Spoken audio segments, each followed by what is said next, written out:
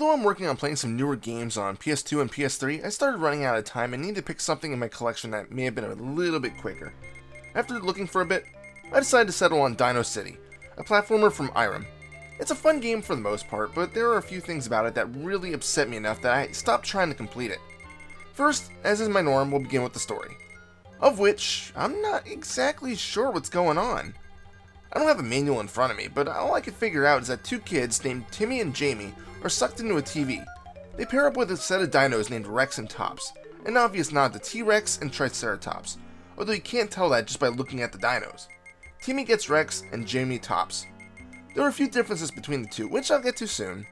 All I need to still say about the story is that they need to travel through the TV world in order to grab a fuse, which is somehow stolen by some Rockies gang. I don't get it. Maybe the manual would have explained it better, but all you need to know is that you control your dino and human rider through several colorful stages.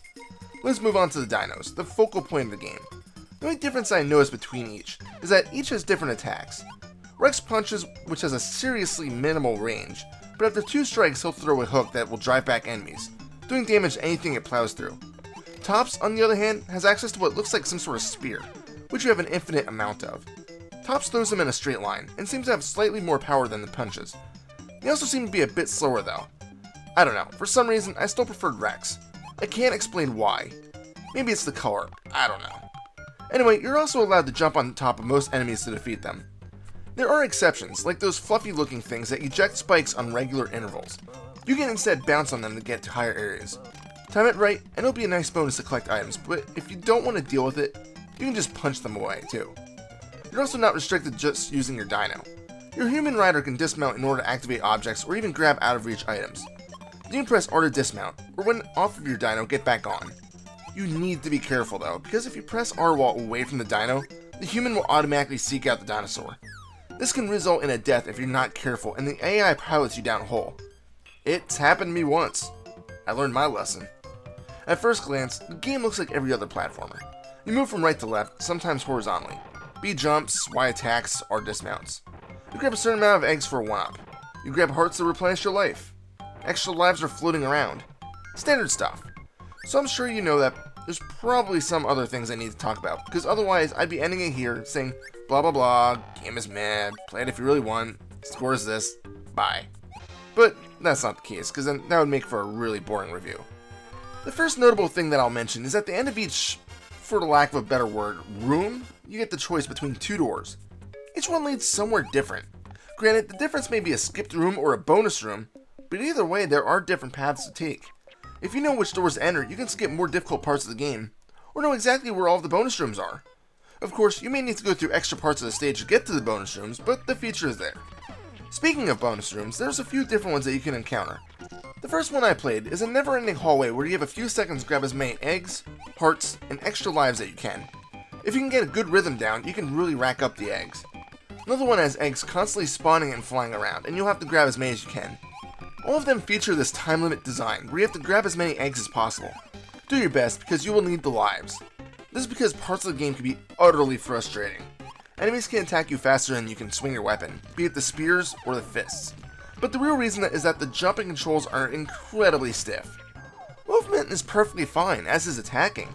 But for some reason, jumping seems to be a chore.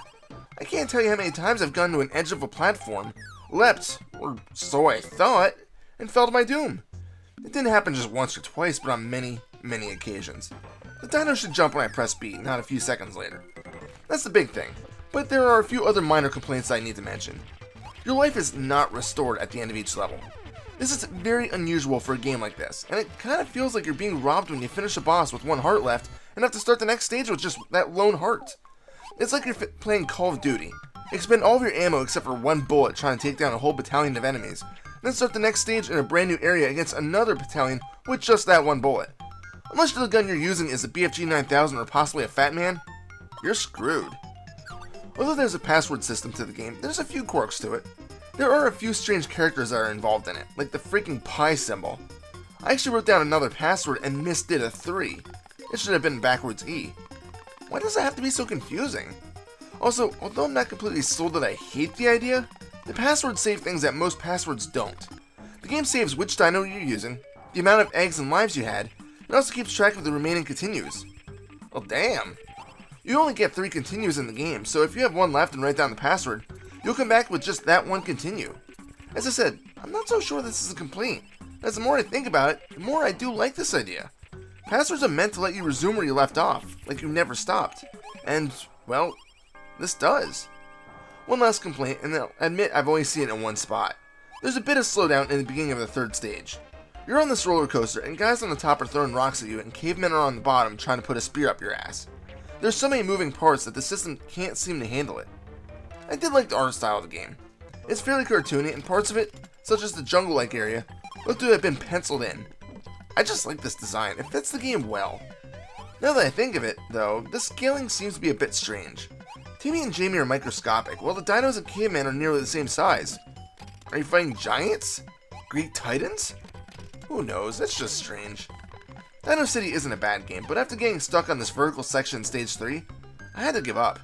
I was starting to really get frustrated, and the 3 hearts didn't seem to be enough. I'll try again some other time to get farther, but this time around, I must stop. Give this one a shot if you like platformers that have a bit of a challenge to them. Final score? 7 out of 10. This is Reaper, facebook.com/ReapersReviews. Happy fragging.